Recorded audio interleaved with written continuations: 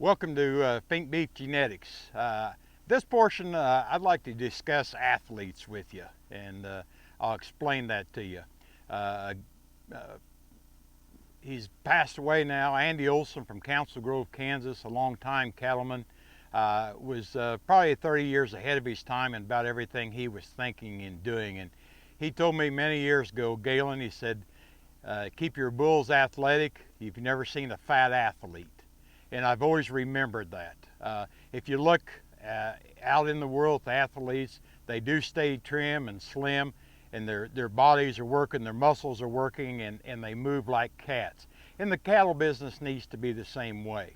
I see so many bulls grown out, and they're fat, and again, and some of the other bullet points, we can talk about fat, but fat doesn't help anything. It adds to feet and leg problems through laminitis.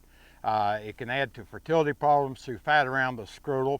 So we again, I guess, probably take a different approach on maybe how we do some things. We try to grow our bulls at 2 pounds a day gain after weaning, and this would be to a year of age. Depending on the weather, sometimes we get in some weather situations, we bump that up to 2.3 or 2.5 is the gain with the nutritionalists that we have, and the bulls are fed to eat to where they don't gain any more than that. The ration is generally made up of a combination of straw, hay, silage, and then some distiller's grain or something in there, obviously for protein.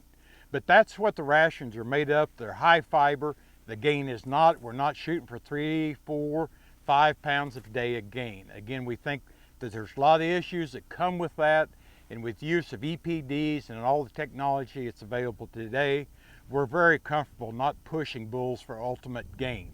In the past, that worked. In today's world, we prefer to keep our bulls sound for you, our customers, and on the road and breeding cows instead of crippled up and crumpled up and melting down in the pen because they couldn't stand the heat or the cold due to the fat condition on them. When I say the bulls melt down, that's the bulls that, as most of you know, when you turn them out, they're in pretty good condition, and then they're out breeding cows for 3 weeks and you wonder where the bull went. I'm not saying Fink bulls won't melt down some, but we have a lot of people that tell us the bulls come back in better condition than when they went out. And that's what we like to hear. They get the job done, they stay in good condition, and they haven't been pushed again for some of the potential problems that we've talked about.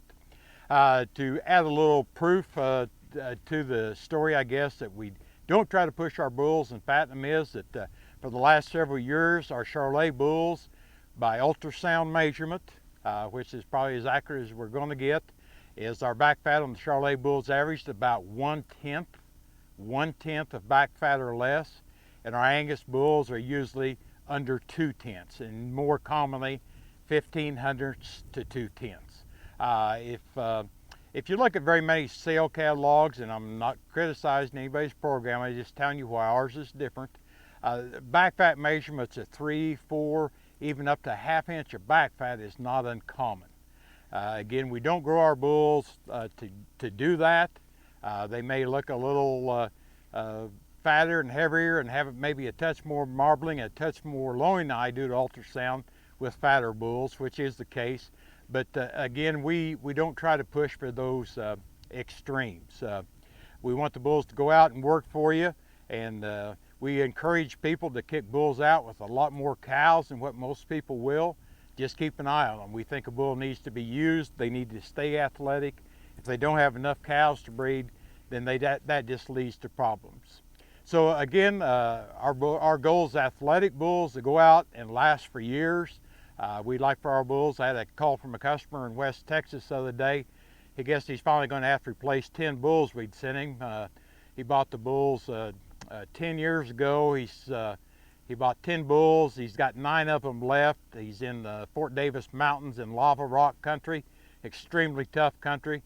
But 9 bulls out of 10 at 9 years of age, I think is a pretty good story, and that's what we'd like to have. Again, please feel free to visit the rest of our website if you want to. Hear about how we started and where we're at, and thank you for listening.